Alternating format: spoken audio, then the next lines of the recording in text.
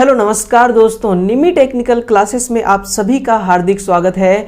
तो आइए दोस्तों, आप हमारे साथ कनेक्ट हो जाइए और फिर दोस्तों आज हम मिल करके कारवां बनाएंगे। तो चलिए दोस्तों, हम अपने मंजिल की ओर आगे बढ़ते हैं। आपके लिए आज का मोटिवेशन लाइन है कि उड़ान तो भरना है, चाहे कई बार गिरना पड़े, सपनों को पूरा करना है, चाहे खुद से ही लड़ना पड़े। ध्यान दीजिएगा दोस्तों, जीवन में कई बार दोस्तों ऐसी मुश्किलें आती हैं, ऐसी परेशानियां आती हैं जो दोस्तों आपको तोड़ना चाहती हैं, जो आपको झुकाना चाहती हैं, लेकिन आप दोस्तों अपने लक्ष्य के प्रति अटल रहिए दोस्तों। आप मुश्किलों का सामना करते हुए आप अपने मंजिल की ओर आगे बढ़ते रहिए, क्योंकि दोस्तों जीवन में तो जब तक दोस्तों जिंदगी रहेगी तब तक परेशानियों का आना जाना तो लगा ही रहेगा, है ना।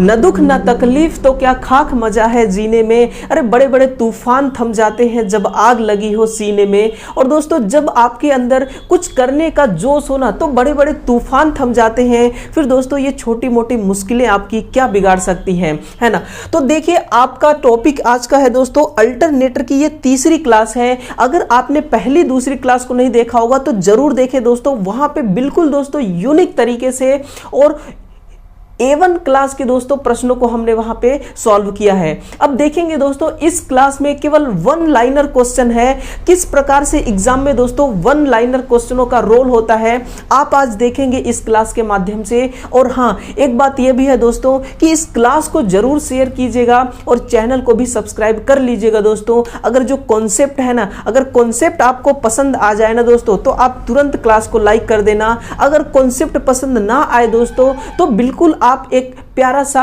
कमेंट कर देना और दोस्तों हम आपकी कमेंट का इंतजार करेंगे।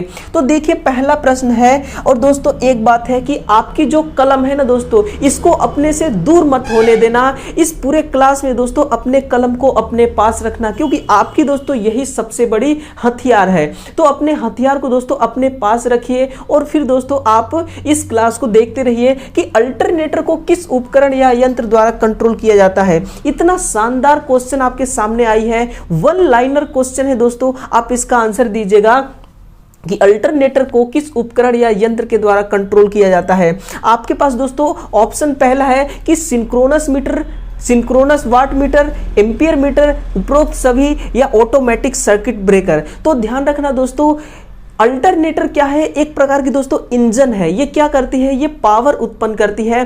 तो दोस्तों इसके कंट्रोलिंग के लिए हम कुछ उपकरण या कुछ यंत्र लगाते हैं, वही दोस्तों आपको बताना है। तो ध्यान रखना, एक ऑटोमेटिक सर्किट ब्रेकर होता है ना। तो ऑटोमेटिक सर्किट ब्रेकर भी दोस्तों इसका करेक्ट आंसर होगा। और फिर क्या है, एम्पियर मीटर भी इसका करेक्ट आंसर होगा। आप ध्यान देना दोस्तों कि जो एम्पियर मीटर है ना, अगर दोस्तों आप मुझसे पूछेंगे कि किस प्रकार का एम्पियर मीटर है, तो मैं आपको बताऊंगा दोस्तों कि जो एम्पियर मीटर है ना, ये MI प्रकार का, कौन सी दोस्तों, MI प्रकार का एम्पियर मीटर है ना। MI प्रकार की जो एम्पियर मीटर होती है दोस्तों, वही एम्पियर मीटर यहां पे लगाई जाती है जो अल्टरनेटर को दोस्तों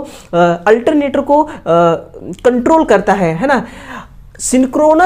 सिंक्रोस्कोप वाट मीटर, ये भी दोस्तों इसका करेक्ट आंसर होगा। यानी कि दोस्तों कुल मिला के कौन सा आंसर सही होना चाहिए, आप दोस्तों कमेंट करिएगा कि option number C correct answer होगा, उपरोक्त सभी। एक बार दोस्तों दोबारा देख लीजिएगा कि जो सिंक्रोस्कोप वाट मीटर है और MI प्रकार की दोस्तों जो एम्पियर मीटर है और दोस्तों जो ऑटोमेटिक सर्किट ब्रेकर है, ये तीनों उपकरण ऐसे हैं जो कि दोस्तों अल्टरनेटर को कंट्रोल करते हैं। किसको दोस्तों, अल्टरनेटर को कंट्रोल करते हैं।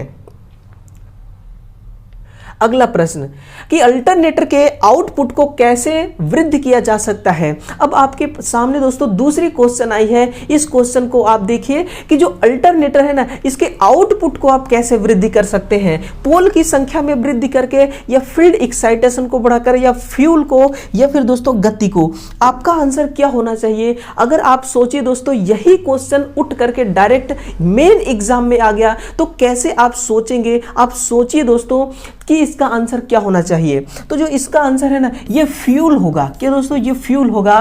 क्यों फ्यूल होगा और कैसे फ्यूल होगा। अब देखिए, ये जो आपकी अल्टरनेटर है, ये क्या है दोस्तों, ये एक प्रकार की इंजन है। अगर दोस्तों आप इसको कहेंगे ये एक डीजल इंजन है, कौन सी इंजन दोस्तों? डीजल इंजन है ना। तो डीजल में कौन क्या क्या डाला जाता है? डीजल में दोस्तों फ्यूल डाली जाती है। आप खुद सोच के देखिए, जो आपके घरों में दोस्तों, जो आपके घर में इंजन है ना, जो शादियों उत्सव में आप इंजन लाते हैं, डीजल इंजन, अगर दोस्तों उसमें कोई फ्यूल नहीं रहेगी तो क्या वो पावर उत्पन्न कर सकती है? बिल्कुल नहीं दोस्तों। तो आपको क्या बढ़ाने की जरूरत है? तो आप फ्यूल को जैसे बढ़ाएंगे, आउटपुट दोस्तों आपको प्राप्त होने लगेगा। तो ये फ्यूल है। आप एक ध्यान रखना दोस्तों एक बात, कि अगर आपसे मैं पूछूं ना कि कौन सा फ्यूल का इस्तेमाल करते हैं, तो आप दोस्तों इसका आंसर बताना कि नेफ्था फ्यूल, है ना। कौन सी दोस्तों?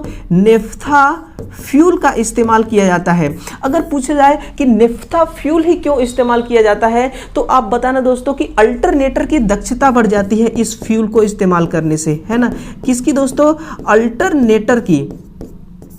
अल्टरनेटर की जो दक्षता होती है ना, वो बढ़ जाती है, उसमें दोस्तों वृद्धि हो जाती है, इसलिए नेफ्था फ्यूल का इस्तेमाल किया जाता है। अब ध्यान देना दोस्तों कि जो पावर प्लांट होते हैं, जो बिजली उत्पन्न करते हैं ना, उनमें दोस्तों कई प्रकार के फ्यूल होते हैं, जो ईंधन, कई प्रकार के फ्यूल हैं दोस्तों, जो कि अल्टरनेटर में यूज किया जाता है। जो कि दोस्तों इंजन में यूज किया जाता है। कहां पे?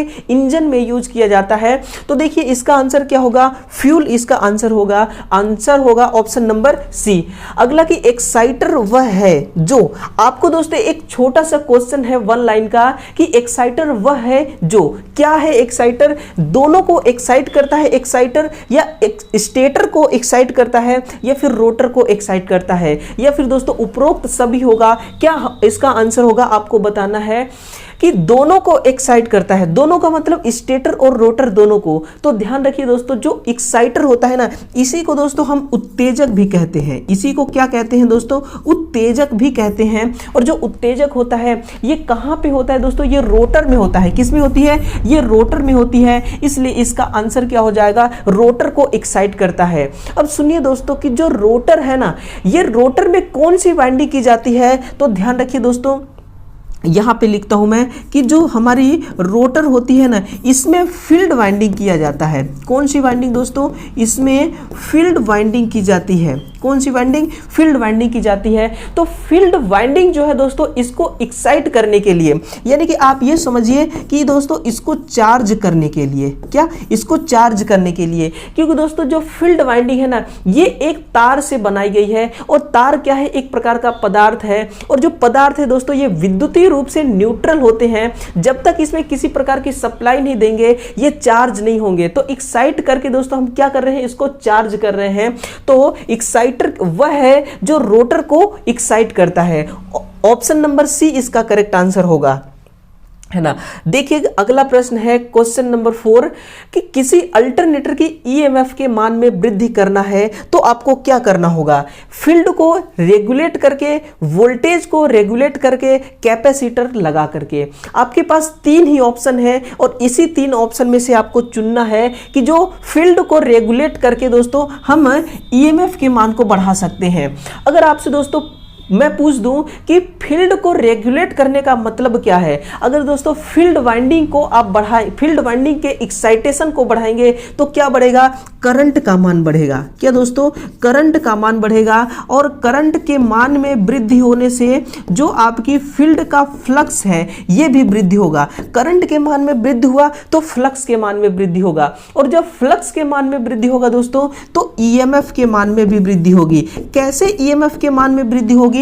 कि फ्लक्स का मान दोस्तों जितना अधिक होगा ना, जो आपकी आर्मेचर वाइंडिंग है, उस आर्मेचर वाइंडिंग से उतना ही अधिक कांटेक्ट में आएगा, उतना ही दोस्तों अधिक कट करेगा। और जितना फ्लक्स अधिक कट करेगा किसी कंडक्टर को, उतना ही अधिक ईएमएफ उत्पन्न होगी। तो फिलहाल दोस्तों आपको आंसर मिल गया होगा कि फील्ड को रेगुलेट करके हम अल्टरनेटर की ईएमएफ के मान में वृद्धि कर सकते हैं, है ना दोस्तों। तो ये जानना बहुत जरूरी है कि ईएमएफ के मान में कैसे वृद्धि करना है। तो वो होगा दोस्तों कि फील्ड को रेगुलेट करके। क्या? फील्ड को आप रेगुलेट कर दीजिए, आपका दोस्तों आंसर मिल जाएगा कि क्या होने वाला है, कौन सी परिवर्तन आने वाली है जनरेटर में।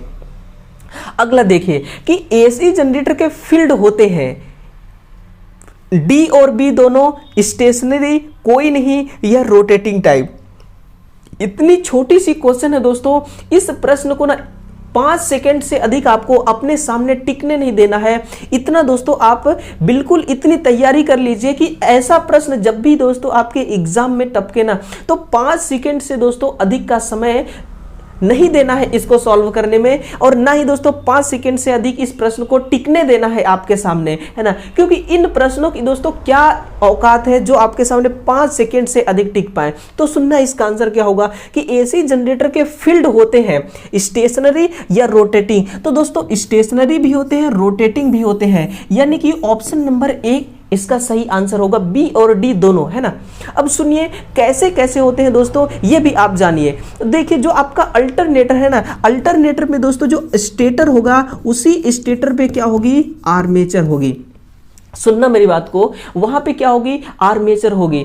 सुनिए दोस्तों, जो आपका अल्टरनेटर है ना, अल्टरनेटर में आर्मेचर को भी घुमा करके ईएमएफ उत्पन्न किया जाता है, और दोस्तों फील्ड को भी घुमा करके ईएमएफ उत्पन्न की जाता है, यानी कि पावर उत्पन्न की जाती है। अगर दोस्तों मैं आपसे ये कह दूं कि आप बताइए कि अगर आर्मेचर आपका घूर्णन कर रहा है, अगर दोस्तों आपका जो आर्मेचर है ना ये क्या कर रही है, ये दोस्तों गति कर रही है, तो गति कर रही है, और दोस्तों जो इस आर्मेचर में इस जनरेटर को जो आपने सप्लाई दे रखा है वो सप्लाई किस में कनेक्ट है, वो सप्लाई दोस्तों अगर स्टार वाइंडिंग स्टार में कनेक्ट है ना, किस में, स्टार में कनेक्ट है। तो इस प्रकार के जनरेटर में कितने स्लिप रिंग की आवश्यकता होगी, तो मैं यहां पे लिखता हूं दोस्तों, इस प्रकार के जनरेटर में 4 स्लिप रिंग की आवश्यकता होगी। कितने दोस्तों, 4 स्लिप रिंग की आवश्यकता होगी, है ना। 4 स्लिप रिंग की आवश्यकता होगी। अगर मैं आपसे ये कह दूं दोस्तों कि आर्मेचर स्थिर है लेकिन यहां पे घूम क्या रही है, तो यहां पे घूम रही है फील्ड, है ना। तो फील्ड घूम रही है, लेकिन आपको यहां पे ये भी समझना होगा कि जो सप्लाई दिया गया है वो स्टार वाइंडिंग कनेक्टेड में, स्टार कनेक्टेड में सप्लाई दिया गया है। वाइंडिंग जो है दोस्तों वो स्टार में कनेक्टेड है, और फिर आपको इसको सप्लाई देना है। तो जो इसमें स्लिप रिंग की रिक्वायरमेंट होगी, स्लिप रिंग की दोस्तों आवश्यकता होगी, वो कितने स्लिप रिंग की आवश्यकता होगी, तब दोस्तों केवल 2 स्लिप रिंग की आवश्यकता होगी। कितने, 2 स्लिप रिंग की आवश्यकता होगी। दोबारा सुनिए एक बार दोस्तों, आपको बिल्कुल क्लियर हो जाएगा कि अगर आर्मेचर वाइंडिंग घूम रही है और जो आपकी वाइंडिंग है ये स्टार में कनेक्टेड है, किसमें दोस्तों, स्टार में कनेक्टेड है, तो कितने स्लिप रिंग की आवश्यकता होगी, तब 4 दोस्तों। अगर आर्मेचर स्थिर है, फील्ड घूम रही है और वही कनेक्शन स्टार में ही है, लेकिन दोस्तों यहां पे जो रिक्वायरमेंट होगा स्लिप रिंग की वो केवल 2 ही स्लिप रिंग होगी, है ना। तो इसका आंसर क्या होगा, बी और डी, यानी कि डी और बी दोस्तों दोनों इसका करेक्ट आंसर होगा।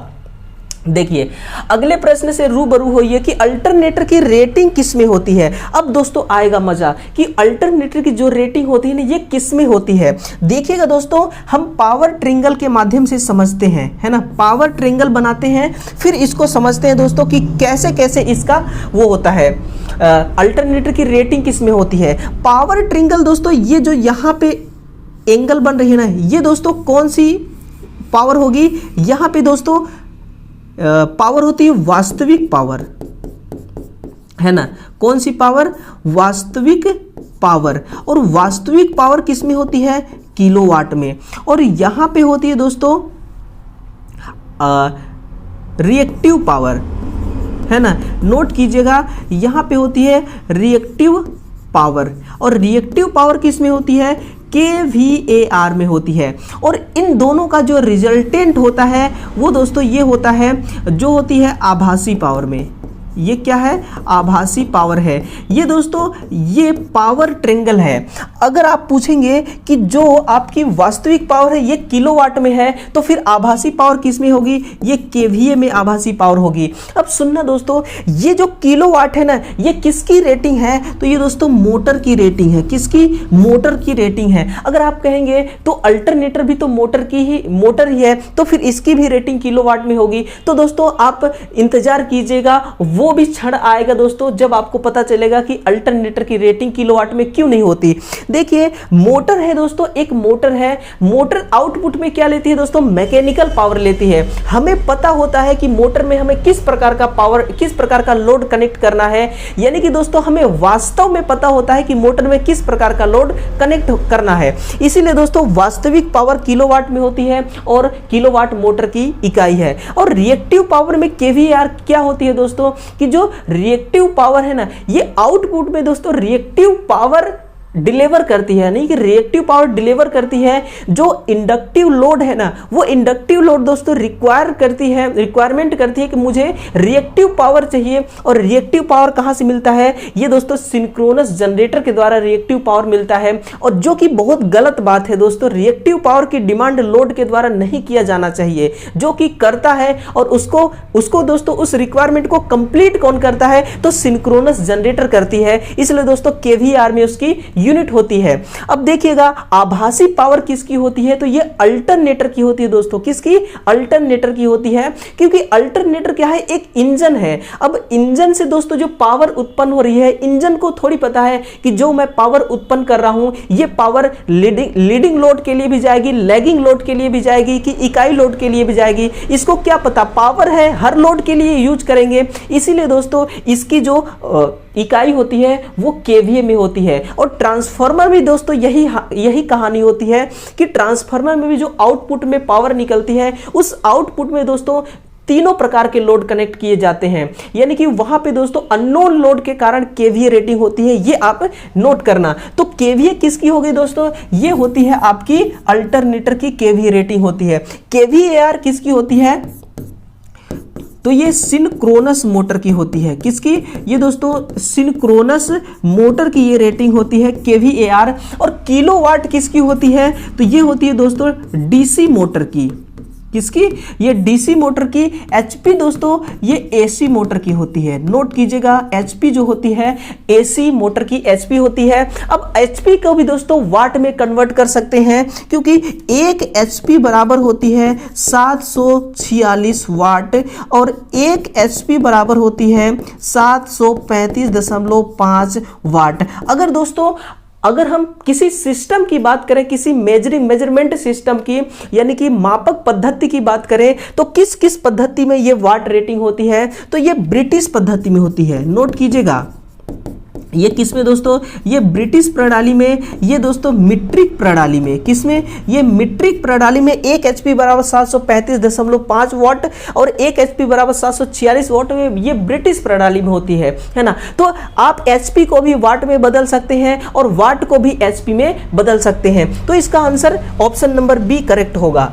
अगला क्वेश्चन कि अल्टरनेटर के फील्ड एक्साइटेशन में वृद्धि करने हेतु रियोस्टेट लगाया जाता है। आपको आंसर बिल्कुल सटीकता से देना है दोस्तों, बिल्कुल आराम से देना है कि इसका आंसर क्या होगा, है ना। कि रियोस्टेट लगाने का क्या प्रयोजन है, क्या उद्देश्य है। यहां पे दोस्तों जो रियोस्टेट है ना, आपको इस क्वेश्चन के माध्यम से क्या सिखाना चाह रही है, आप ये महसूस कीजिएगा कि एक रियोस्टेट आपके लिए दोस्तों कितना इंपॉर्टेंट बन गया। वो देखिए कैसे कि अल्टरनेटर के फील्ड एक्साइटेशन में वृद्धि करने तो रियोस्टेट क्यों लगाया जाता है, रियोस्टेट कहां लगाया जाता है, सप्लाई के सर्किट में, अल्टरनेटर के सर्किट में, या फील्ड जनरेटर के शंट जनरेटर के फील्ड में, या आर्मेचर के सर्किट में। तो ध्यान रखना दोस्तों, इसका जो यूज है, इसका जो कनेक्शन है ना, वो दोस्तों अल्टरनेटर के सर्किट में किया जाता है। अल्टरनेटर के सर्किट में अगर दोस्तों आप पूछेंगे कि क्यों किया जाता है, तो मैं आपको बताऊंगा दोस्तों कि जो आपकी अल्टरनेटर की सर्किट है ना, अल्टरनेटर की सर्किट कहने का मतलब दोस्तों एक्साइटेशन पे लगाया जाता है। कहां पे, एक्साइटेशन पे रियोस्टेट को लगाया जाता है, क्योंकि जो फील्ड एक्साइटेशन है ना, उस एक्साइटेशन को कंट्रोल करके वोल्टेज के मान को हम कंट्रोल कर सकते हैं। क्योंकि प्रतिरोध दोस्तों जितना ज्यादा बढ़ाते जाएंगे, करंट का मान घटता जाएगा। अच्छा दोस्तों, ये जो आपकी रियोस्टेट होती है ना, ये कौन सी प्रतिरोध होती है, तो नोट करना, ये परिवर्तित मान की प्रतिरोध होती है। इसके मान को हम परिवर्तन कर सकते हैं, है ना। तो इसके मान में दोस्तों इसके मान को कम और ज्यादा करके हम फील्ड एक्साइटेशन के करंट को कम और ज्यादा कर सकते हैं। फिर दोस्तों हम आउटपुट में जो वोल्टेज प्राप्त हो रही ना उसको हम कंट्रोल कर सकते हैं। आप मान लीजिए कि एक अल्टरनेटर है दोस्तों जो आउटपुट में कितना पावर उत्पन्न कर रही है। मान लीजिए कि आउटपुट में 10 किलोवाट का पावर उत्पन्न कर रही है। हमें दोस्तों 5 किलोवाट का ही पावर चाहिए, क्योंकि रात्रि के समय ठंडी के समय देखिए कूलर, फ्रिज, एसी सब बंद हो जाते हैं, है ना। तो रात के समय दोस्तों हमें कम पावर की जरूरत होती है। तो उस कंडीशन में हम क्या करेंगे, इस 10 किलोवाट के पावर को कंट्रोल करने के लिए एक रियोस्टेट लगा देंगे दोस्तों, और रियोस्टेट के द्वारा हम इस वाट रेटिंग को दोस्तों हम डाउन कर सकते हैं, कम कर सकते हैं अपने रिक्वायरमेंट के अनुसार, है ना। तो इस प्रकार से रियोस्टेट दोस्तों इसमें रोल प्ले करता है, जो कि अल्टरनेटर के सर्किट में लगाई जाती है। अगला देखिएगा कि फ्रीक्वेंसी को नियंत्रित किया जाता है एक्साइटर के द्वारा। क्या फ्रीक्वेंसी को आप कंट्रोल कर सकते हैं? तो बिल्कुल सर जी, आप एक्साइटर के द्वारा भी कंट्रोल कर सकते हैं, है ना। और प्राइम मूवर की स्पीड से भी आप इसको कंट्रोल कर सकते हैं। कैसे? अगर आप मुझसे पूछेंगे तो मैं आपको बताऊंगा दोस्तों कि जो आपकी सिंक्रोनस स्पीड होती है ns बराबर क्या होती है, 120f बटा P। अगर दोस्तों मैं आपसे ये कहूं कि ये किसके किसके बीच का संबंध है, तो आप बताना दोस्तों। ये है NS, क्या बताती है दोस्तों, जो NS है ना ये स्पीड को बताती है, किसको, सिंक्रोनस स्पीड को। और जो 120 डिग्री है ये दोस्तों फेज विस्थापन को बताती है। किसको? ये फेज विस्थापन को, जो कि दोस्तों 3 फेज में 120 डिग्री का अंतर होता है 2 फेज के बीच में ना, वही 120 अंश है। और यहाँ पे दोस्तों जो F है ना ये सप्लाई फ्रीक्वेंसी को बताती है। किसको? सप्लाई फ्रीक्वेंसी के मान को ये बताती है। और जो आपकी P है ये किसको बता रही है, ये दोस्तों मोटर में जो पोल की संख्या है ना उसको बताती है। यानी कि इतने सारे दोस्तों इन सभी के बीच में संबंध है। अगर हम केवल सिंक्रोनस स्पीड और दोस्तों सप्लाई फ्रीक्वेंसी के बीच में अगर हम रिलेशन देखें तो ये रिलेशन बनता है। अगर हम दोस्तों सप्लाई फ्रीक्वेंसी को कंट्रोल करना है हमें, तो हम किसको कंट्रोल करेंगे, NS को कंट्रोल करेंगे। यानी कि प्राइम मूवर की स्पीड को कंट्रोल करेंगे तो दोस्तों FS कंट्रोल हो जाएगी, सप्लाई फ्रीक्वेंसी कंट्रोल हो जाएगी। अल्टरनेटर को बंद कर देंगे दोस्तों तो भी सप्लाई फ्रीक्वेंसी कंट्रोल हो जाएगी, है ना। तो ऑप्शन क्या होना चाहिए,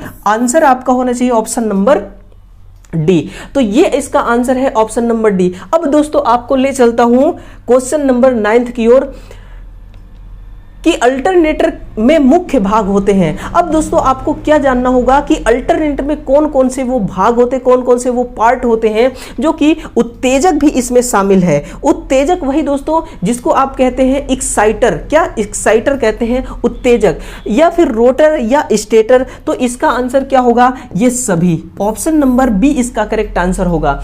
अगर दोस्तों आप उत्तेजक के बारे में जानने का इच्छुक होंगे तो मैं भी दोस्तों आपको बताने का पूरा इच्छुक हूं। तो उत्तेजक क्या है, तो उत्तेजक दोस्तों एक शंट जनरेटर होती है। नोट कीजिएगा, एक दोस्तों डीसी शंट जनरेटर होती है। क्या? एक डीसी शंट जनरेटर होती है। अगर आप मुझसे पूछेंगे कि ये किस मान वाली पावर देती है, सप्लाई देती है फील्ड वाइंडिंग को, तो आप नोट करना दोस्तों ये निम्न मान की, किस मान की, निम्न मान की। अगर आप इससे और डिटेल में जानना चाहेंगे कि उस वैल्यू का नाम बताइए जो दोस्तों निम्न के अंतर्गत आती है, तो नोट करना दोस्तों उस वैल्यू का नाम लिखिएगा। 110 से लेकर के 250 वोल्ट डीसी सप्लाई देती है आपकी शंट जनरेटर, और इस सप्लाई को फील्ड वाइंडिंग में दिया जाता है जिससे फील्ड को चार्ज किया जा सके, है ना। तो ये होता है दोस्तों एक्साइटर। और रोटर और स्टेटर, अगर हम स्टेटर की बात करें तो स्टेटर क्या होती है,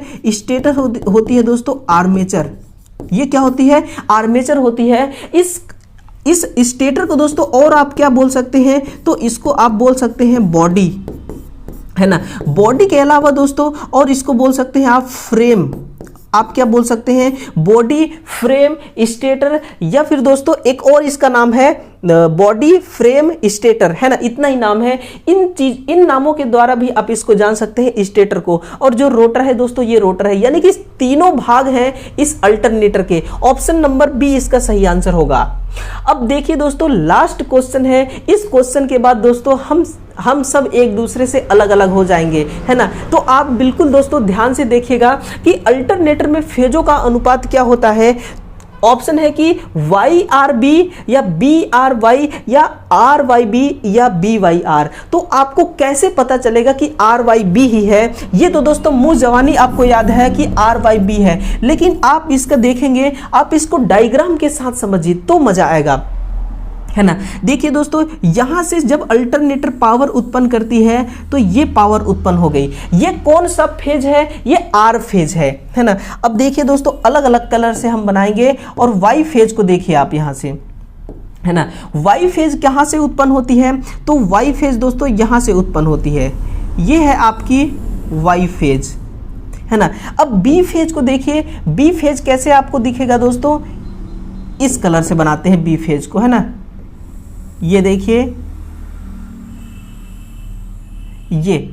ये कौन सी फेज है? बी फेज है। आप देखेंगे सबसे पहले आपको क्या मिला है? आर फेज मिला है, फिर वाई फेज मिली है, फिर बी फेज मिली है। इसी प्रकार से दोस्तों फेज सीक्वेंस मिलता जाएगा। यानी कि जो अल्टरनेटर पावर उत्पन्न करती है ना, तो सबसे पहले उस पावर में कौन सा दोस्तों फेज उत्पन्न होता है? आर फेज, फिर वाई फेज, फिर बी फेज उत्पन्न होता है। तो इसी प्रकार से दोस्तों एक सीक्वेंस मान लिया गया है, एक अनुपात मान लिया गया है कि आर वाई बी का ये अनुपात है ना। तो आप देखिए, अगर इसको हम चेंज कर दें, अगर दोस्तों हम आर वाई बी लिखा है, इसको हम बी वाई आर लिख दें, तो क्या दिक्कत है? कोई दिक्कत है दोस्तों?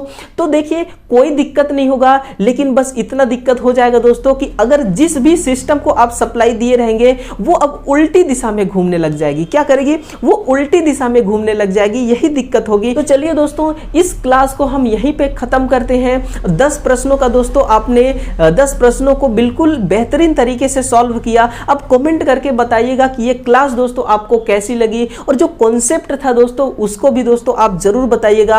अपना फीडबैक, हम आपके दिल की राय, दिल की बात जानना चाहते हैं। और दोस्तों आप अपने दिल की बात हमारे तक जरूर शेयर कीजिएगा। दोस्तों हम आपके हर कमेंट का इंतजार करते हैं और पूरे दोस्तों मन और दिल के साथ आपके कमेंट का रिप्लाई करते हैं। तो चलिए कल सुबह फिर से मिलते हैं। तब तक के लिए सभी विद्यार्थियों का दोस्तों मेरा बहुत बहुत धन्यवाद है। Thank you.